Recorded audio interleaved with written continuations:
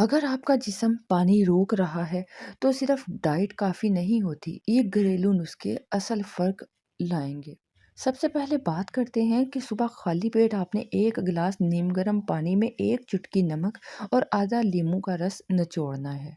ये पानी जिस्म में रुके हुए पानी को बाहर निकालता है और सूजन को कम करने में हेल्प करता है। नंबर 2, 1 चम्मच अजवाइन, 1 चम्मच सौंफ रात को 1 गिलास पानी में भिगो दें। सुबह आप इसे उबालकर पी लीजिए। ये नुस्खा जिस्म की अंदरूनी स्वेलिंग को कम करता है और वाटर रिटेंशन को आहिस्ता-आहिस्ता ख़त्म कर देता है। नंबर 3, 1 कप गर्म पानी लें, आधा चम्मच हल्दी का लें।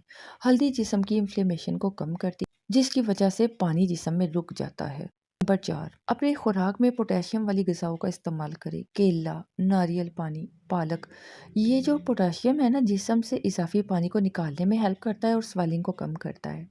नंबर 5, आपने हल्की वॉक करनी है, वर्जिश नहीं, एक्सरसाइज नहीं, जस्ट हल्की वॉक 10 से 15 मिनट आपने वॉक से करनी है। जिस्म का सिस्टम एक्टिवेट होता है, जो रुका हुआ पानी है ना, वो हरकत में आ जाता है। नंबर 6, आपने ज़्यादा नमक से, पैकेट फूड से, फ़ास्ट फूड से परहेज़ करना है। ज़्यादा नमक जिस्म को पानी पकड़ने पर मजबूर कर देता है। नंबर 7, आपने 10 से 15 मिनट सुबह की धूप में ज़रूर बैठना है। धूप हार्मोन्स को बैलेंस करती है, जिससे पानी रुकने का मसला कम हो जाता है।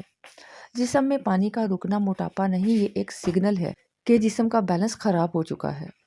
अगर आप चाहते हैं कि मैं वाटर रिटेंशन ख़त्म करने की मुकम्मल रूटीन भी बताऊं, तो चैनल को सब्सक्राइब कर लीजिए और कमेंट में लिखिए वाटर रिटेंशन रूटीन।